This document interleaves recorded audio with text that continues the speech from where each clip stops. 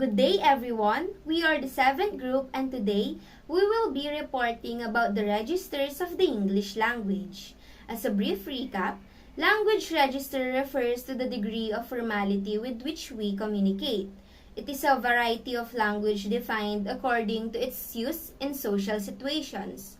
It is through the register that we determine the type of words, grammar, and structure that we will use in every communication situation that we are in. And there are two general language registers, namely the formal register and the informal register. The formal register is generally used for professional writing. On the other hand, the informal register, also called casual or intimate, is conversational and appropriate when writing to friends and people we know very well.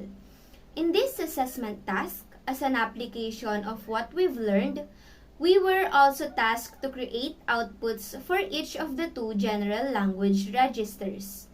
Let's start with our formal register output, a project proposal.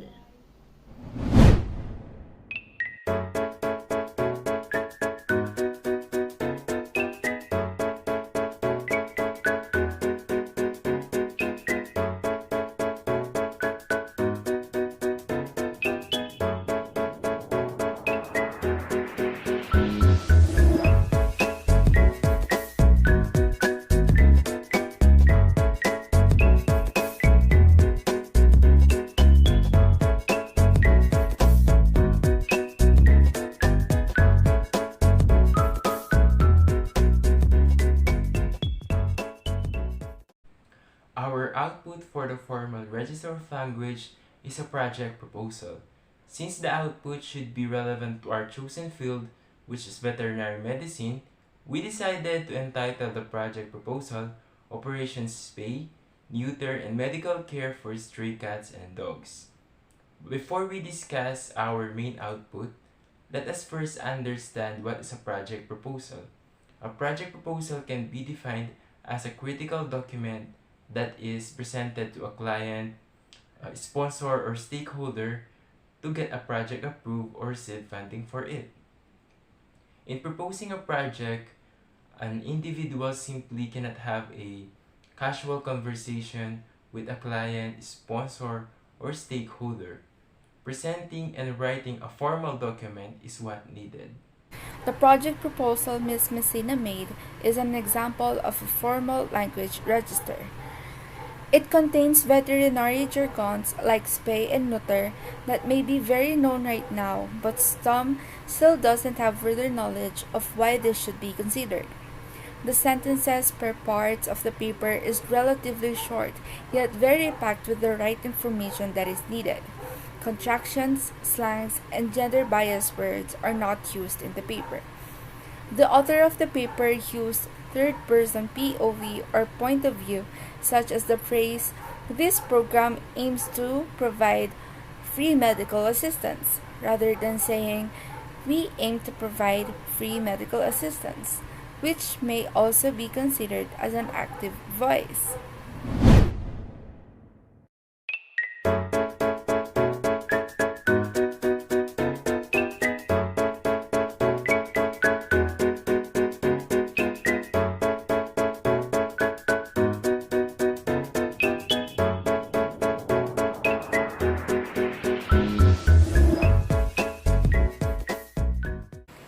For our informal register output, we chose diary.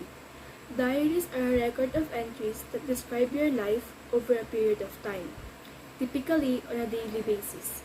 We usually use diary when we want to record things like your observations, experiences, likes or dislikes, events, adventures, and many more. Anything that you wish to record can be written in a diary. Informal communication is the one that does not follow any lines of communication and moves freely in all directions. It is also called as grapevine communication. It does not require correct spelling, grammar, and sentence structures. So, sentences can be brief and incomplete, and also the use of slang, figures of speech, and colloquialism is not prohibited. So, writing a diary is a type of informal communication because you communicate through yourself through writing, so it should be written in the first person point of view. Diary writing is a personal form of writing where a person maintains a diary to write about his or her personal life or situation. Writing diary is a quite possibly the closest to home and casual classes of composing. It can be written in any language as per the comfort of the writer, whether English or Filipino language. Journal composing can be founded on an encounter, a scene, or portrayal of certain occasion or something that movement of author thinks about worth writing in his or her own journal. And in other words, writing a diary is about the person or the author's life.